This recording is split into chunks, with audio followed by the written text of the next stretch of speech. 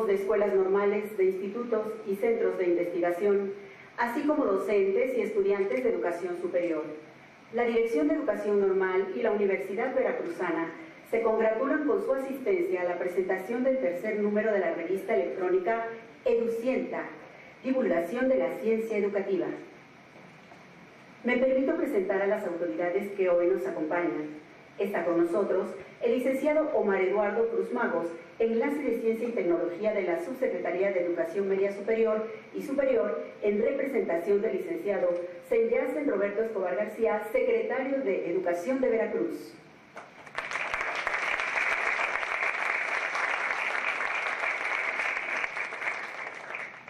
Maestra Ruth Jacqueline Rosa Cruz, directora del Colegio de Estudios Científicos y Tecnológicos, CECITED.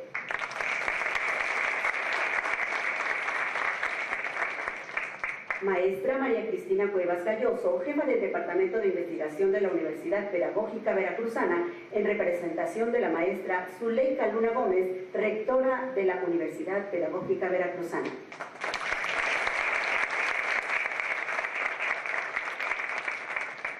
Doctor Joaquín Vázquez Pérez, viene en representación de la directora general de Telebachillerato, maestra Iraíz Dalila Reyes Cruz.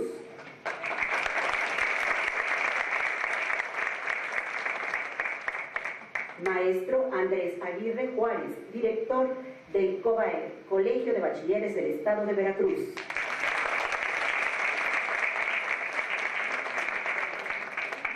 Maestra Ana Corina Díaz García, directora del COBE-ICIDET.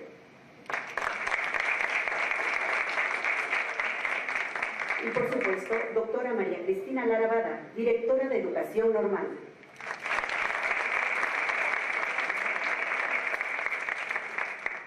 Es importante destacar la presencia del doctor Jorge López Portillo, investigador del Instituto de Ecología e integrante del Comité Científico de la revista Educiencia.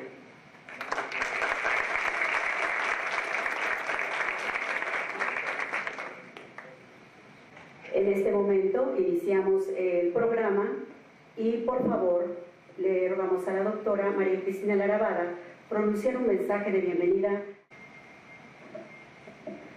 Buenos días, tengan todos los presentes. Agradezco sobremanera la presencia de autoridades educativas de la Secretaría de Educación de Veracruz, de la Universidad Veracruzana y de las escuelas normales, así como de maestros y alumnos que hoy nos acompañan. La investigación es una actividad humana que permite tomar decisiones pedagógicas a partir de la presentación de evidencias sistematizadas. Es importante, por lo tanto, el desarrollo de proyectos de investigación contextualizados, así como la creación de espacios para la difusión y divulgación que ofrezcan diferentes modalidades de participación. Con esta intención, la Dirección de Educación Normal concibió Educientia, con el propósito de difundir investigaciones y divulgar productos académicos de la comunidad normalista, así como de diferentes instituciones de educación a nivel nacional e internacional. En el artículo de este año denominado Una mirada a la investigación educativa en América Latina, los autores Murillo y Martínez Garrido muestran que de 1086 artículos publicados en revistas latinoamericanas entre los años 2014 a 2016, México aportó 222 trabajos, lo que lo ubicó entre Brasil y Chile como uno de los 3 países con más aportes a la investigación educativa en el continente. Sin embargo, el panorama a nivel mundial es diferente en comparación con otros sistemas educativos. En este sentido, por un lado, la investigación educativa debe seguir fortaleciéndose y constituirse en el principal referente que dé rumbo al proyecto educativo en el país. Y por otro lado, seguir apostando por proyectos editoriales como Educientia, la cual, quiero comentarles, ya empieza a ser citada, por ejemplo, Cuenta con 6 citas de diferentes artículos en revistas nacionales y una cita en un artículo de revista internacional. El cambio de administración, como ustedes saben, implicó la revisión y actualización de procesos y proyectos desarrollados en las diferentes instancias de gobierno, por lo que en diciembre de 2018 se renovó y fortaleció el Comité Editorial de la Dirección de Educación Normal, que actualmente está integrado por la maestra Santa Margarita Pérez Arias y el doctor Armando Martínez Chacón como editores responsables. Quiero comentar también quiénes son las personas que integran el comité editorial. El licenciado Juan Carlos Tejeda Smith es diseñador gráfico, Julio César Munguía Hernández, gestor de tecnologías, la licenciada Carla Aguilar Pérez es revisora de traducciones, la maestra Ana Silvia Mota Velasco es asesora técnica, la licenciada Beatriz Leal Rodríguez es apoyo administrativo, Alan Armando Cortés López y Tania Hernández Basurto son correctores de estilo, el licenciado Rodrigo Arllán Hernández García es gestor de tecnologías. Además, contamos con investigadores de alto nivel en el comité científico, así como directores asociados de la Universidad Veracruzana, Colegio de México e instituciones formadoras de docentes. De diciembre de 2018 a la fecha, se han hecho diversas acciones con el firme propósito de mejorar los procesos que se desarrollan, entre los cuales podemos destacar la accesibilidad inmediata en los motores de búsqueda de Google académico, el incremento de seguidores en redes sociales. Se cuenta con la mayoría de los elementos requeridos para indexar en bases de datos de revistas de prestigio. A partir del 4º número se proyecta la indexación en Latindex y DOAC. Se realizaron mejoras en la plataforma Open Journal System, lo que favorece el ingreso a bibliotecas virtuales. Creo que es una importante característica que creo que se debe destacar, que bueno, que ya cualquier revista electrónica que quiere participar de la sociedad del conocimiento de manera pues eficiente y efectiva, pues lo hace a través de una plataforma de trabajo en el cual se facilitan muchas características de edición. Y bueno, es algo que nosotros tenemos y que nos ha costado, pero nos parece que es algo que debemos seguir fortaleciendo y mejorando. Y que hemos tenido el apoyo de la Universidad Veracruzana para poder estar cada vez más actualizados y con mejores características. Otra de las cosas que me gustaría comentar es que se actualizó el diseño de maquetación de artículos y la imagen de la revista.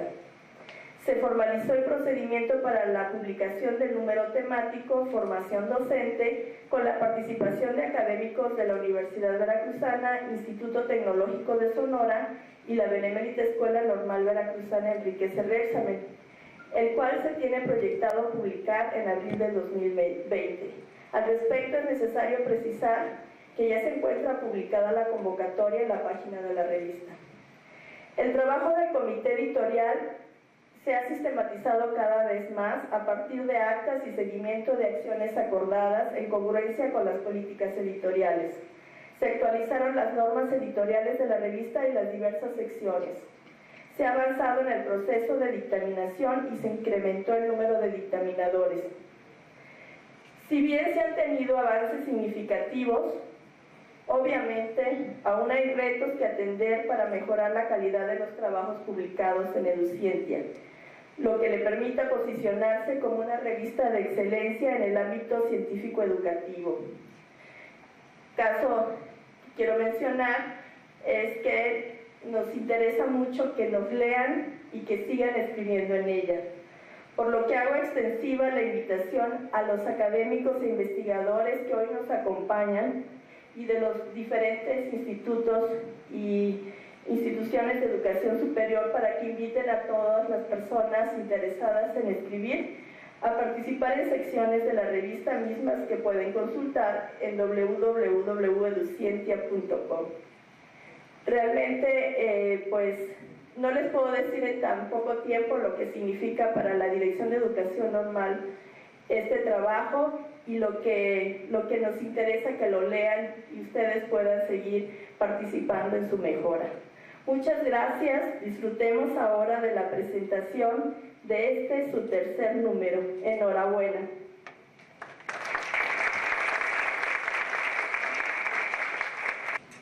Enseguida presentará el tercer número de la revista Educientia el doctor Porfirio Carrillo Castilla, quien abordará el contenido de este tercer número, pero si me permiten, antes voy a leer una breve semblanza curricular. El doctor Porfirio Carrillo Castilla es biólogo por la Universidad Veracruzana, doctorado en Ciencias por el Instituto de Neurobiología de la Universidad Nacional Autónoma de México. Es desde 1985 investigador titular del Instituto de Neuroetología de la Universidad Veracruzana. Fundó en 1990 el Observatorio de la Ciencia, así como también el programa académico de divulgación que ha emitido en la radiodifusora XERV, El Científico, su imagen y su actividad. En Televisión Universitaria UV, Arte, Ciencia y Luz, y producción escrita de divulgación en prensa, Tinta Indeleble en la Ciencia del periódico gráfico de Jalapa, revistas de divulgación y difusión de la ciencia, La Ciencia y el Hombre, entre otras. Quiero decirles que es muy importante que las autoridades de la Secretaría de Educación de Veracruz y de la Universidad Veracruzana sigan apoyando el proyecto de la revista. Y más que hablar del número 3 de la revista, voy a brevemente poner en contexto por qué creo que el momento que vive la revista es importante. Muy bien. Bueno, hace aproximadamente 6 millones de años, el Homo ergaster, una especie prima hermana de nosotros, sale de África para colonizar la península arábiga primero y luego Europa. Se sabe que el que pudiera caminar en dos patas, o sea que fuera bípedo, es fundamental para que la especie salga de África. Pero resulta que la evidencia antropológica nos dice que igual de importante fue que supiera ya hablar, que su lenguaje estuviera bien articulado y pudiera guiar a las tropas para que salieran de África y colonizaran el mundo. El lenguaje siempre será un factor fundamental en el desarrollo de la humanidad, siempre. De tal manera que me voy a permitir brevemente platicar con ustedes qué significan, qué significan estos tres conceptos que son enormes, complejos, que son divulgación, educación y ciencia. Si nosotros vamos a entender cuál es el contexto en el que se mueven estos tres conceptos, creo que podemos entender cuál es la importancia enorme de la revista. Divulgación. Bueno, la divulgación tiene una tradición enorme en la ciencia. Hay quien dice que la divulgación la inicia San Francisco de Asís, en Italia, cuando decide hablar con los animales, cuando transmuta su lenguaje humano al lenguaje de los animales. Sin duda, otra de las aspiraciones del rey Salomón, cuyo anillo precisamente le permitía entender el lenguaje de los animales. Estamos hablando, fíjense, estamos hablando de un lenguaje que se trastoca en otro lenguaje, un lenguaje que trata de entender y de comunicarse con otros lenguajes. Esa es la divulgación. Hay quien dice también que en la ciencia específicamente, Galileo es el primero que hace divulgación, porque elige escribir en italiano y no en latín. Y entonces llega a más gente, llega a más personas su conocimiento. La divulgación es una disciplina fundamental para la ciencia, porque la ciencia lo que ha construido, aparte de conocimiento, es una torre inmensa de lenguajes. Átomo, genoma, gen, neurona, logaritmo, sodio, potasio.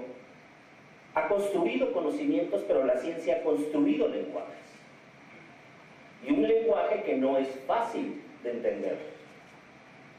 Y entonces se necesita una traducción de ese lenguaje del especialista al no especialista, del especialista al vulgo, por su raíz francesa, divulgación, de vulgo, el común. Ok, la que sigue, por favor.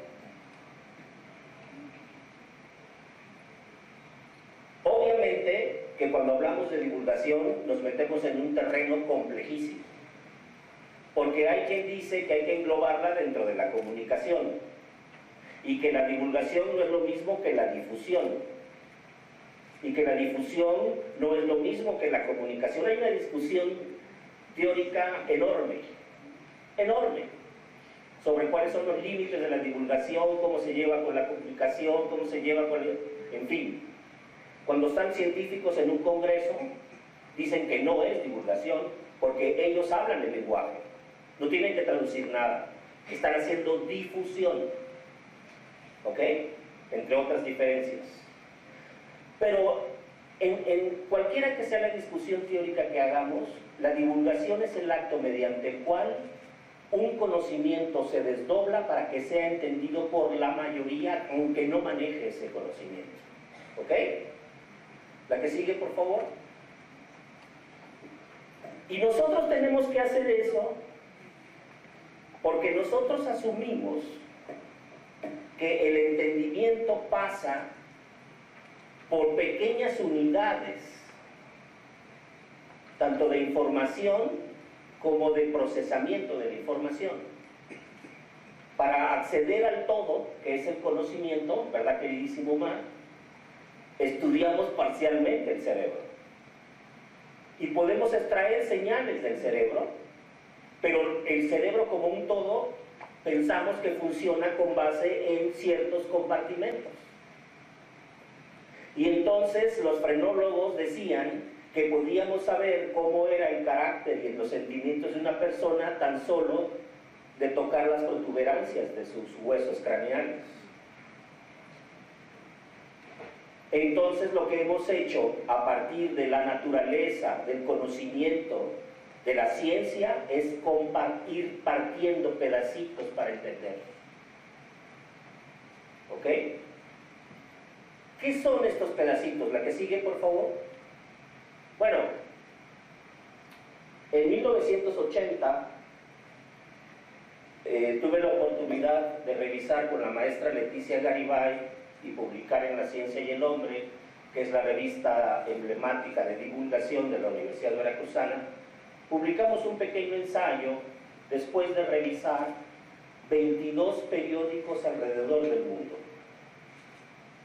¿Y qué estaba pasando en ese momento con la ciencia en los periódicos? Que descubrimos, bueno, lo que ustedes ya saben, la que sigue, por favor. Estas son dos revistas así muy nice de la ciencia. Si ustedes logran publicar 5 o 8 artículos en alguna de estas revistas, Science o Nature, Science es de la American Association for the Advance of Science, Science es americana y Nature es inglesa. Si ustedes logran publicar entre 5 y 8 artículos en esta revista, la Fundación Nobel los empieza a observar. De ese tamaño es el estatus de publicar en esta revista. ¿Y qué estaba pasando con los periódicos y con las grandes revistas de ciencia? Estaba pasando que los grandes periódicos del planeta, New York Times, Washington Post, El País de España, estaban enviando reporteros a los grandes congresos del mundo de química, de física, de neurociencias, de botánica, de ecología, para robarles los artículos a las revistas. Los periódicos estaban queriendo ser los líderes en las noticias del planeta, y lo son ahora. Lo son ahora. La que sigue, por favor.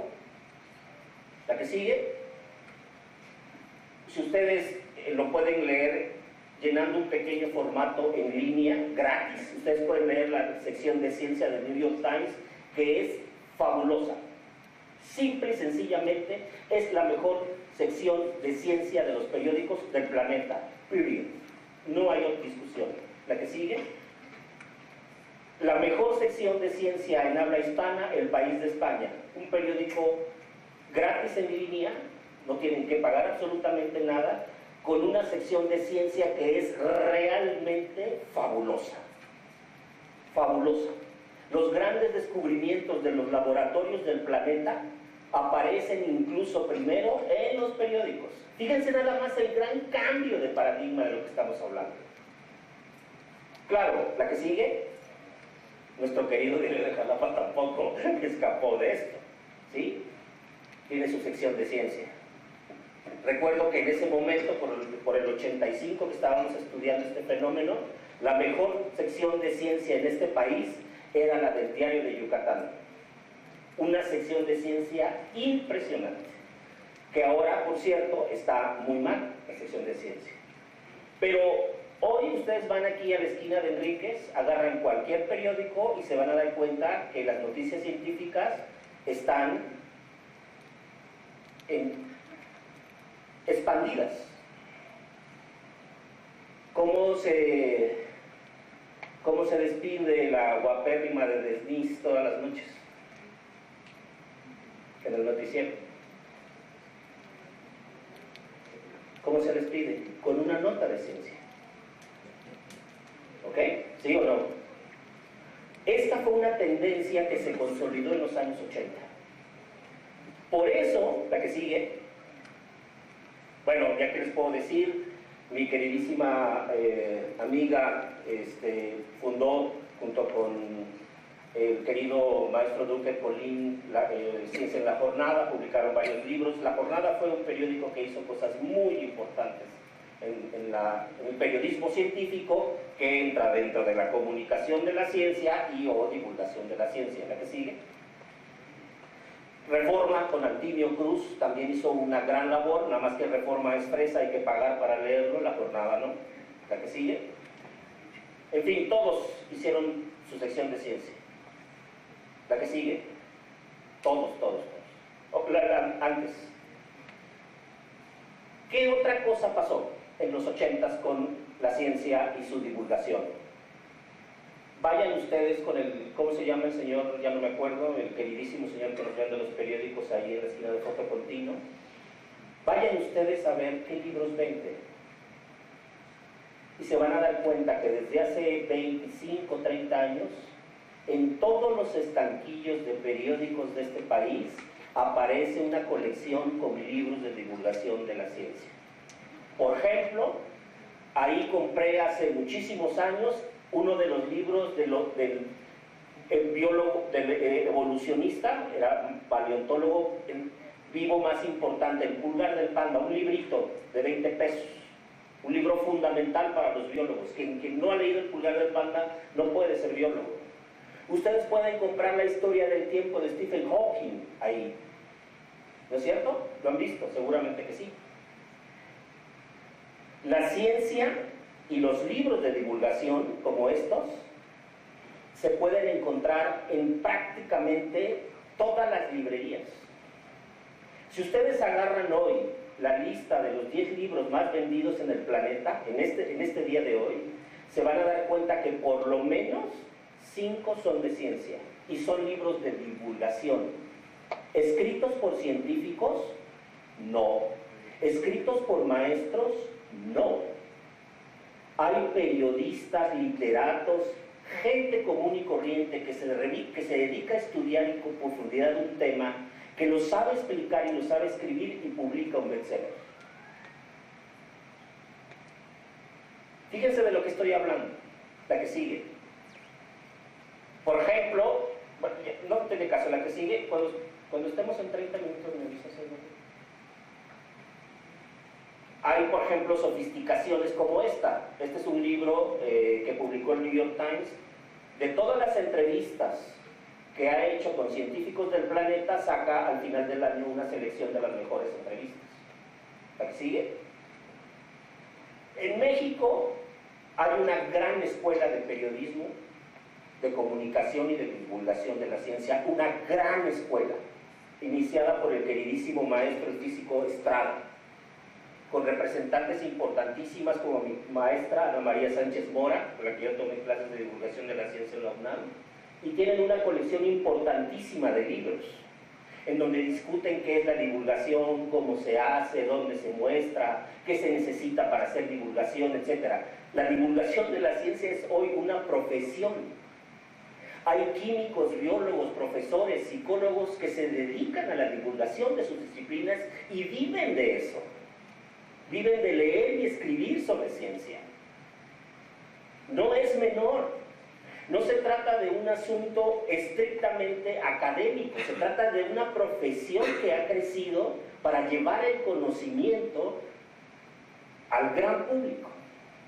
Claro, llegaron, seguramente las conocen, llegaron las maravillosas conferencias TED, seguramente las han visto en línea, llegaron las conferencias TED y le dieron en la torre a todo.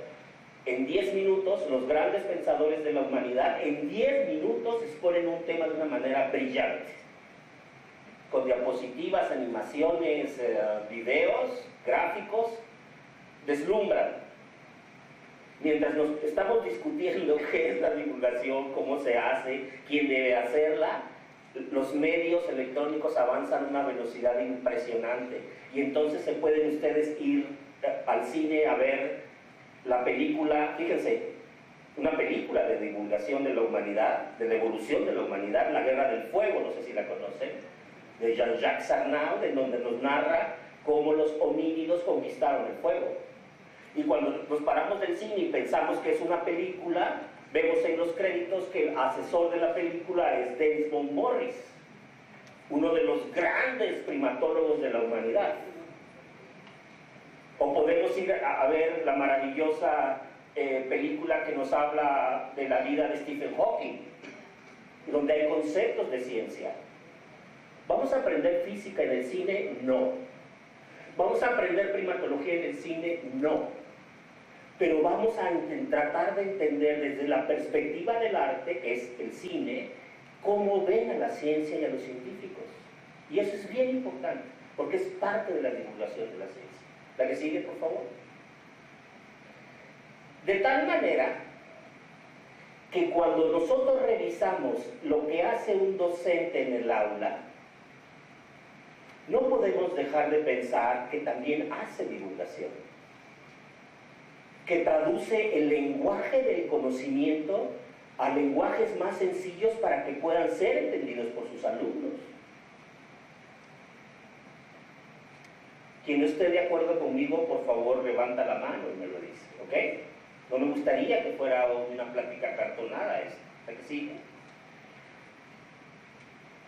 Entonces, divulgar es educar. Claro.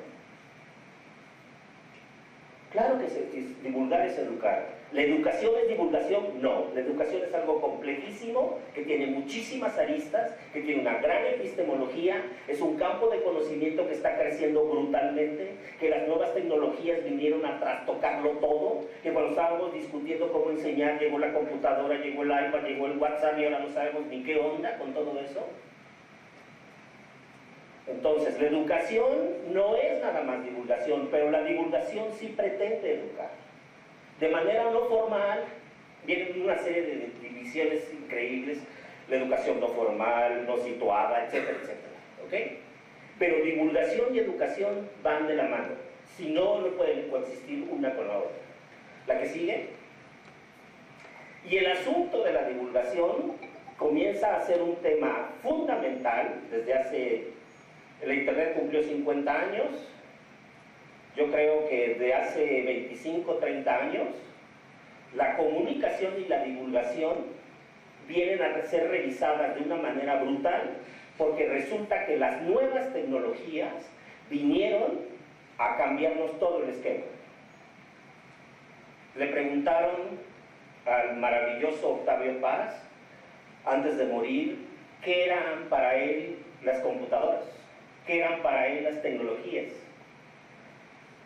Y dice el queridísimo maestro Paz, cómo lo extrañamos en las inteligencias críticas como la del maestro, dice el maestro Octavio Paz, les voy a contar lo que son para mí las computadoras. Una pareja de enamorados se aman, se adoran, están embrutecidos uno con el otro, se besan a cada rato. Y el chavo recibe una carta de que se tiene que presentar, el viernes a mediodía recibe una carta que se tiene que presentar el lunes a la milicia, se va a la guerra. Uf, imagínense la catástrofe. Enamorados a punto de casarse y el tipo se tiene que ir a la guerra. Pues el tipo se va a la guerra. Y todos los días, desde el frente de batalla, le escribe una carta de amor a su amada. Todos los días le escribe una carta de cuánto le extraña, de cuánto la quiere, de la guerra. Cuando termina la guerra, el chavo regresa, la chava se casó con el cartero. Se olvidó del mensaje, se enamoró del mensajero. Yo creo que el tema de las nuevas tecnologías tiene que ver con ese mensaje. Nos enamoramos de la tecnología y nos olvidamos de lo que transmitimos a través de la tecnología. Yo creo que es muy sabia la metáfora del maestro Paz. ¿La que sigue? Bueno, la que sigue. Me regresa la anterior. Y es que, aunque no querramos, tenemos que revisar el concepto de divulgación y educación y de ciencia visto a través de la Santísima Trinidad, que no es el Padre, el Hijo y el Espíritu Santo, ni Sócrates, ni Platón, ni Aristóteles, sino es la WWW. Esa es la Santísima Trinidad real. Y tenemos que revisar esto porque nosotros estamos transmitiendo información y eventualmente conocimiento en las redes, la que sigue, pero fundamentalmente estamos transmitiendo emociones.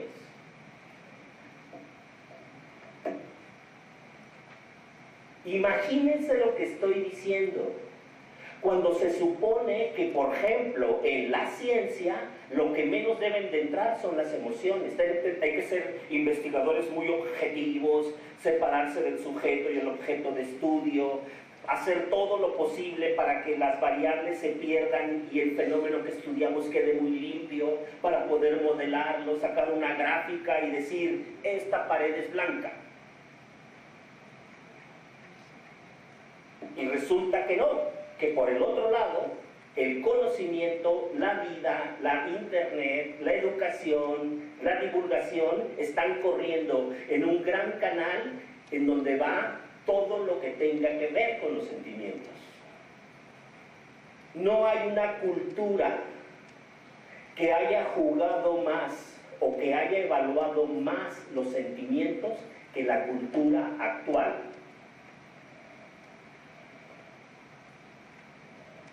No la hay.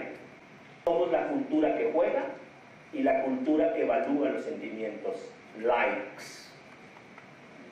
En eso, metafóricamente, se puede resumir el gran campo en donde nos desenvolvemos nosotros. Ya saben ustedes que existe una publicación muy interesante en donde en el Reino Unido se hizo un estudio de cuánto tiempo le da el macho al profesor para conectarse en la clase. Cuando entra el profesor al salón de clase, ¿cuánto tiempo evalúa el chavo si se conecta o no con el profesor? ¿Cuánto cree?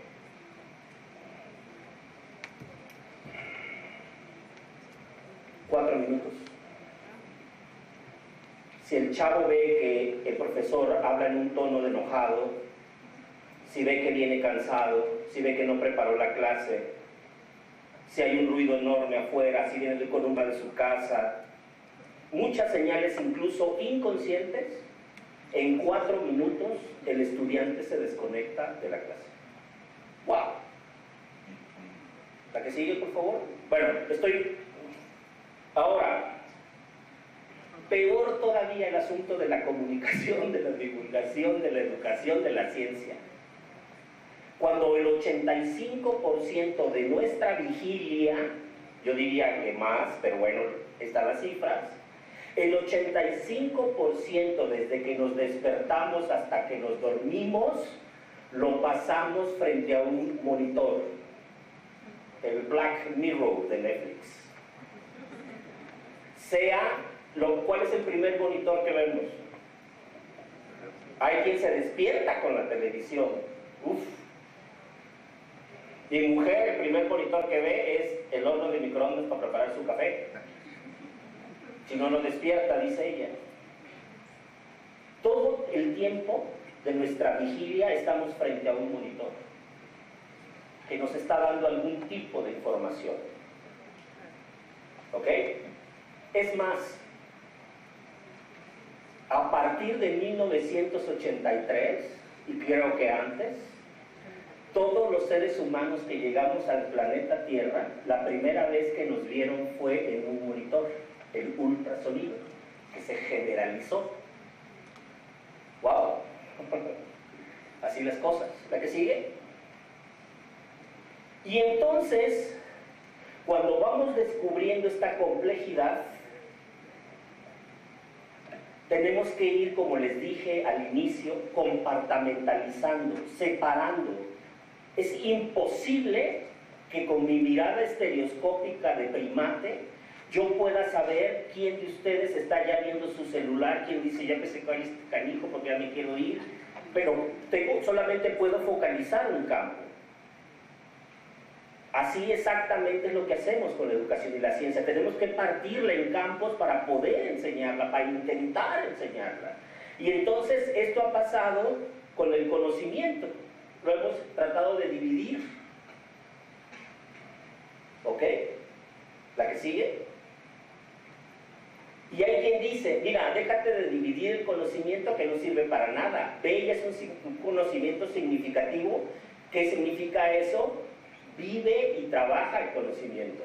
No es lo mismo que te leas un libro sobre las tribus indígenas de México a que te vayas a vivir 6 meses con una. Haz la experiencia real. ¿Ok? ¿La que sigue? ¿Y a dónde llegamos con todo esto? ¿A dónde llegamos con todo esto? A la brutalidad de brutalidades. La UNESCO estima que cada 16 días se duplica el conocimiento del planeta. Cada 16 días ustedes pueden agarrar su libro de química, física, matemáticas y tirarlo al boiler. Vamos, estoy hablando metafóricamente, no se me escandalice, calma. Por favor, por favor. ¿Y qué hacemos con tanto conocimiento? Como decía muy bien la maestra en la intervención que abrió este programa, hoy, hasta hace 40 años, estábamos enloquecidos los investigadores por publicar. Luego nos dijeron, ¿sabes qué, mano? No es suficiente que publiques. Publicaste 50 artículos, chido, pero necesitas decirme de esos 50 artículos, ¿cuántas citas tienes? Ah, pues órale. Empiezas a buscar quién te cita y dónde te cita.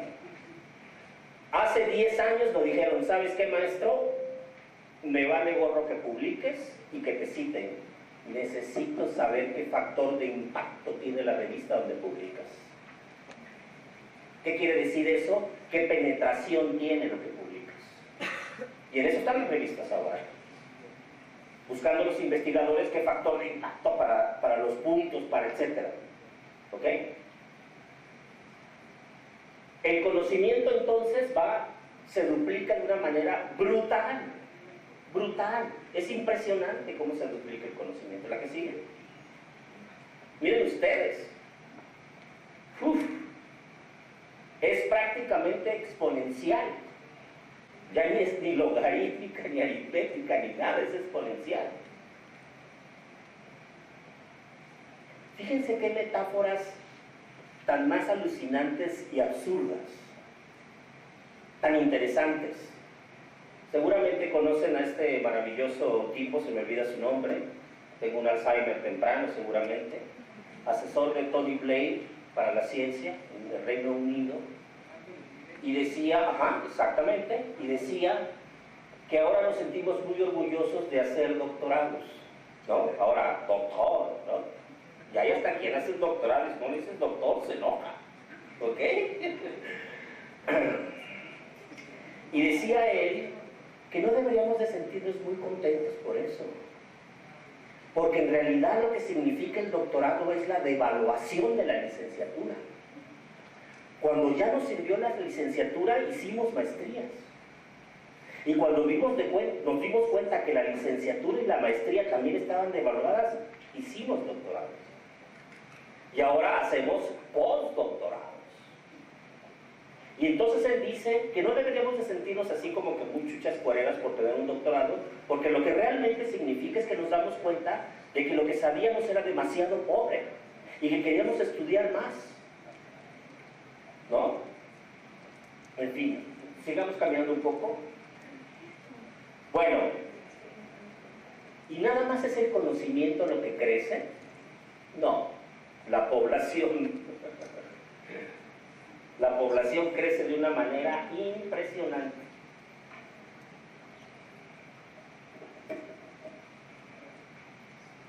¿Cuántos doctores hay en México? No lo recuerdo. ¿10,000? ¿Les gusta más o menos? ¿Alguien sabe la cifra? ¿10,000? ¿No? Más o menos, doctor. ¿Cuántos millones de mexicanos somos? ¿Cuántos muchachos rechazamos en las universidades?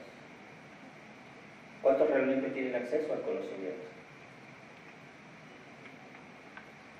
Eso también es importante de tomar en cuenta cuando uno analiza una revista de divulgación que está en línea, que está gratis. Es un ejercicio democrático, no me gustan las palabras políticas, pero pues sí, es un ejercicio de democracia, de divulgar. Entonces, se transformó la manera como enseñábamos y estudiábamos a la naturaleza a través de las tecnologías. El conocimiento está expandiéndose a una velocidad impresionante. El acceso al conocimiento se va reduciendo porque la población que tiene acceso a él es menor y la población está creciendo. 3 factores fundamentales que explicarían el momento que vive una revista de divulgación de la ciencia educativa como esta. La que sigue, por favor.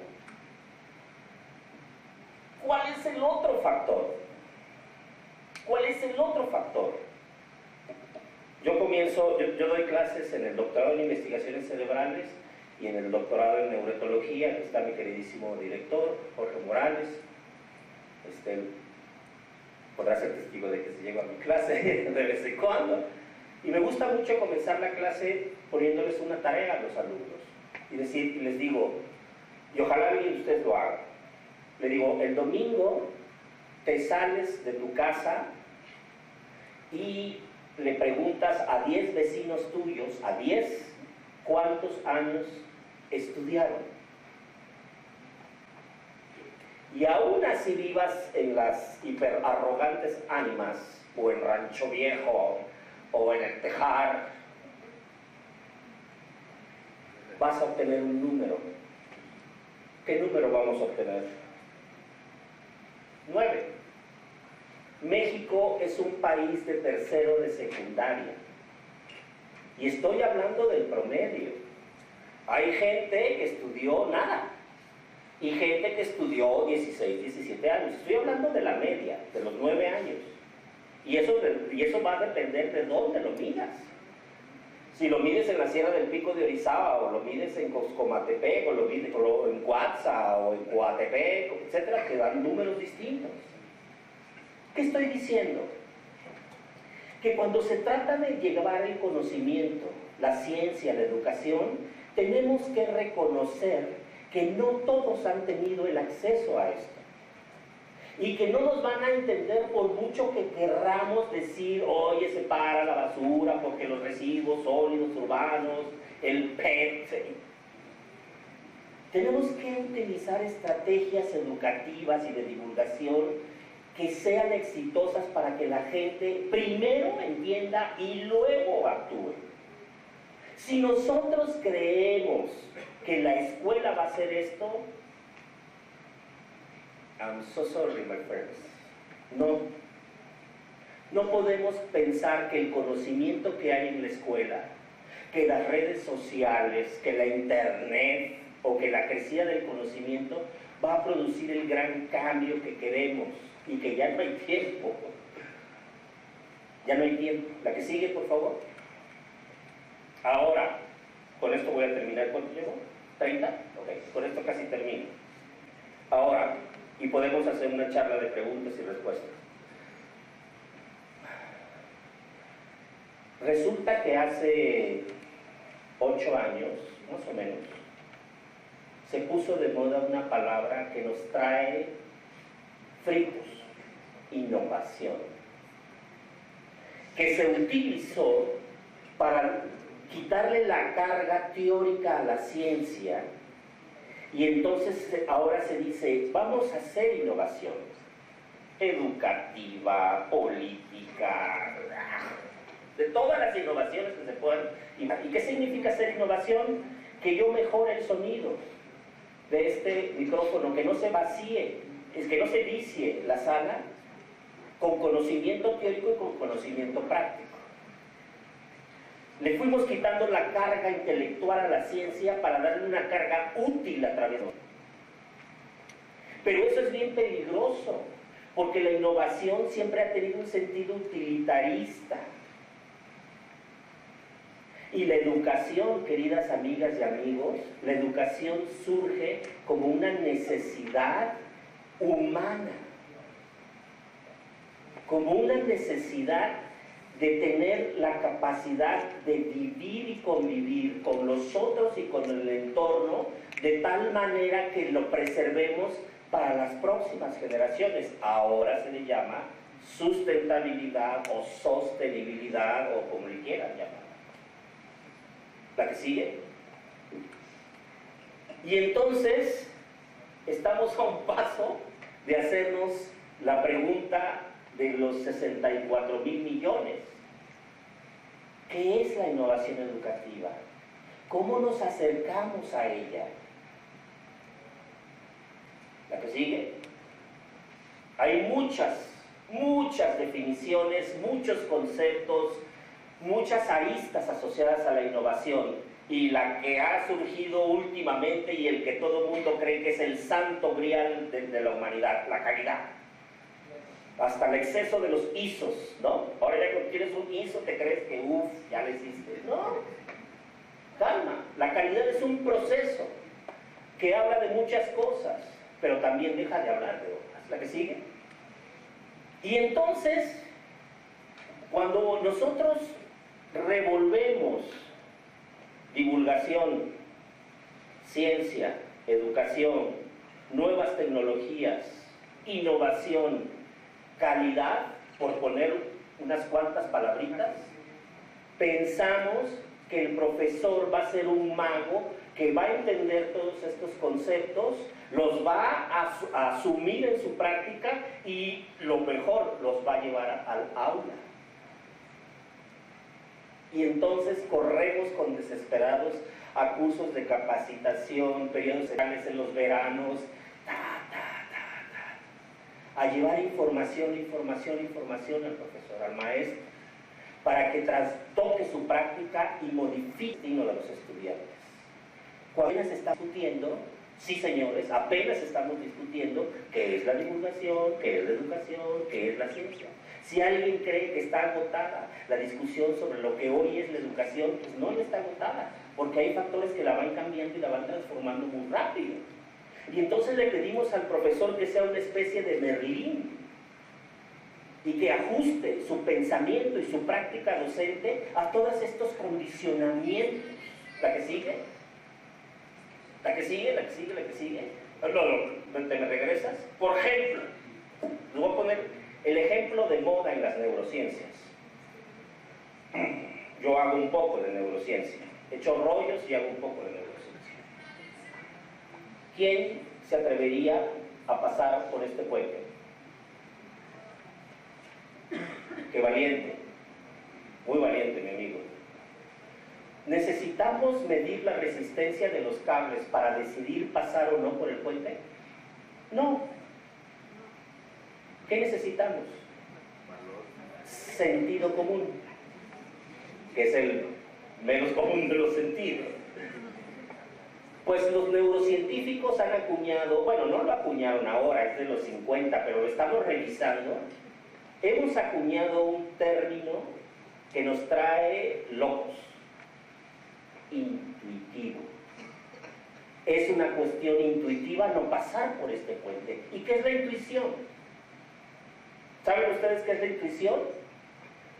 Lo que hace que nadie haya leído el manual de su teléfono.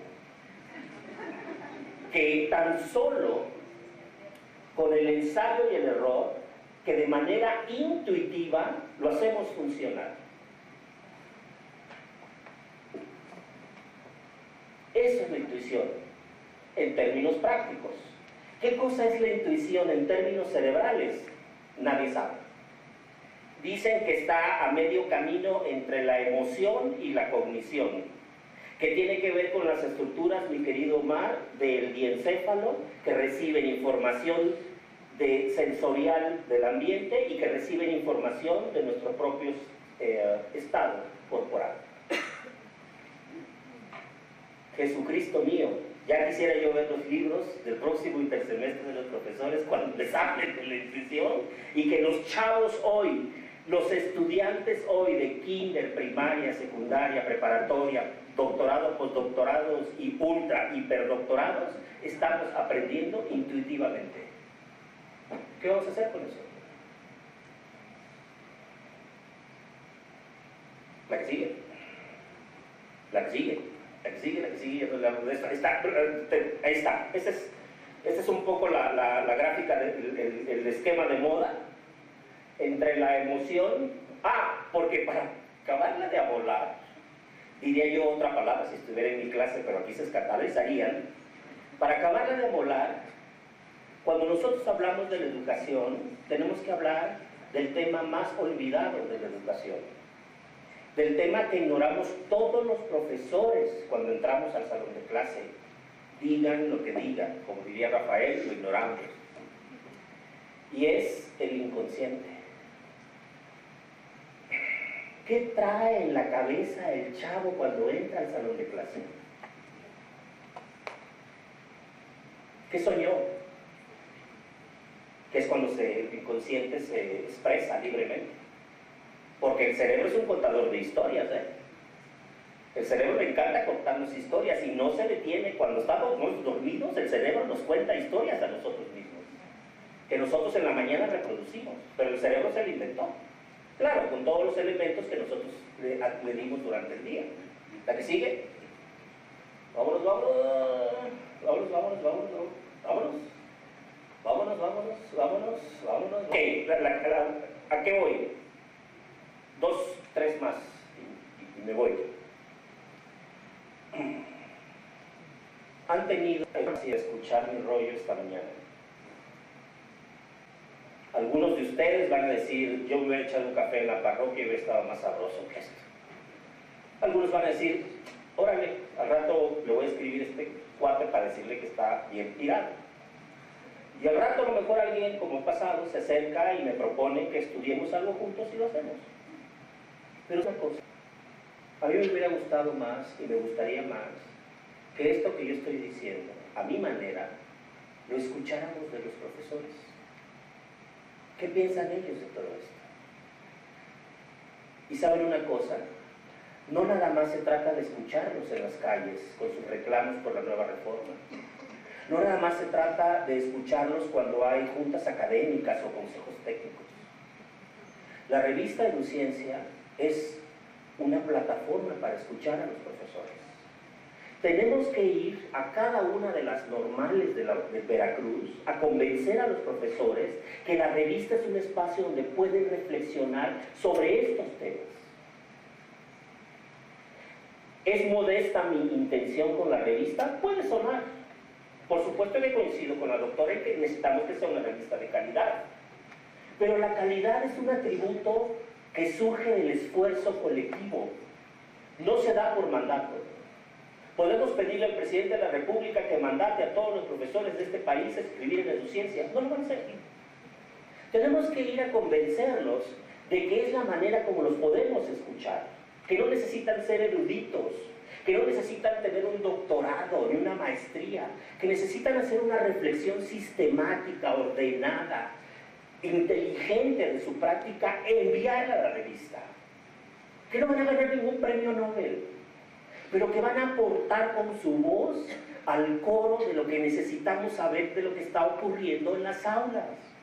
No sabemos todo lo que está ocurriendo en las aulas, no lo sabemos. Y la revista representa una oportunidad enorme para saberlo. Díganme ustedes si eso no es valioso. No vamos a construir ninguna teoría de la relatividad, ni una nueva teoría psicológica, ni nos van a poner en el paraninfo con Piaget o Lacan, no. Pero esa voz es fundamental que se exprese. No podemos seguir atiborrando a los profesores con libros para que esos libros los lleven y los reciten en el salón de clase. No podemos. ¿La que sigue? ¿La que sigue? Imagínense, he hablado de puras cosas fresas, ¿no? Conocimiento, divulgación, ciencia, pero hay detalles de la vida tan sencillos que están penetrando la divulgación, la ciencia y la educación y que lo están cambiando todo, como lo que dice David de Mosterín, un gran filósofo español. Dice él: a partir de los 90 vivimos en el mundo de los derechos de los animales, derechos de los grupos minoritarios, derechos de los indígenas. Estamos en el mundo de los derechos, que se abrieron los derechos.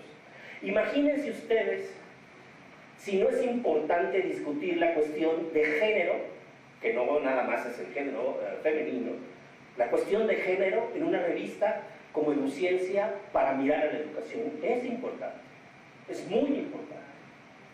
Es una reflexión que necesitamos dar. La que sigue, por favor.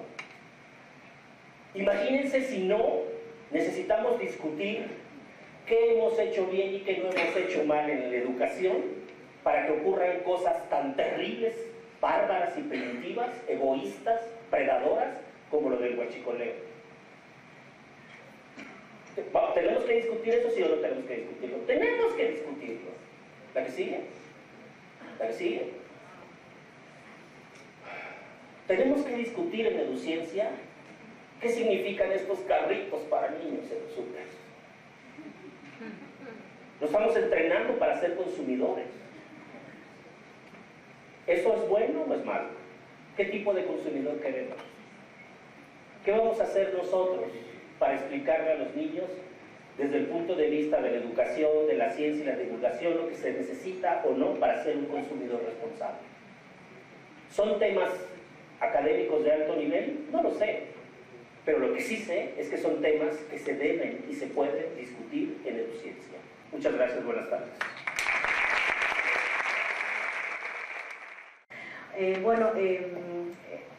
En este momento, el licenciado Julio César va a ir proyectando los artículos y vamos a ir mencionando el nombre del artículo con sus autores. Yo sí les voy a pedir, por favor, que cuando mencione el artículo y el autor o autores, si están aquí presentes, se levanten para poderlos identificar, por favor. Bien, tenemos el artículo de aproximaciones didácticas a la construcción del problema de investigación del doctor Zenón Hernández. Es uno de los artículos que en este tercer número. Gracias, doctor Zenón.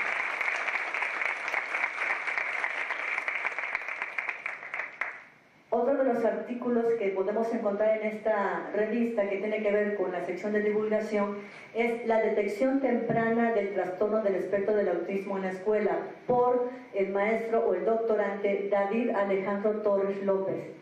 Él en este momento no se encuentra, pero es parte del apoyo técnico de la Dirección de Educación Normal.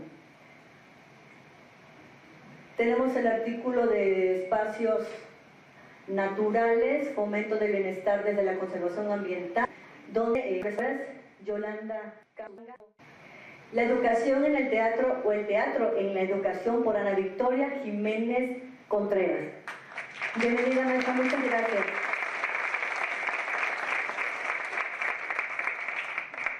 Maestros como ciudadanos del mundo, literacidad, nuevas tecnologías e inglés en escuelas normales para el diálogo global. ¿Quiénes son los autores? Anitec Hernández Sánchez, Juan Francisco López Gutiérrez y Beatriz Roca Roca. ¿Sí se encuentran con nosotros? Un aplauso para ellos, por favor. Otro artículo es Un corto viaje por la química, agua, sal y aceite. Aprender a hablar y escribir como químico, de Óscar García Barradas. ¿Se encuentran con nosotros? Bueno, entonces vamos a brindarle un aplauso de todas maneras a este autor. La importancia de promover la educación para el desarrollo sostenible, de Marcelo Alfredo Campos López, muy bien, y José Luis Contreras Isayas. Sí está con nosotros uno de los maestros de la Escuela Normal Autónoma de Estados Unidos. El desarrollo de las habilidades socioemocionales en la formación inicial docente. ¿Quiénes son las autoras? Gabriela Castro Córdoba, Mariana Luna Vázquez y Itzel Mendoza Reina. Conectando el pasado, narración de una experiencia didáctica en historia, de Martín Mesa Ladrón de Guevara.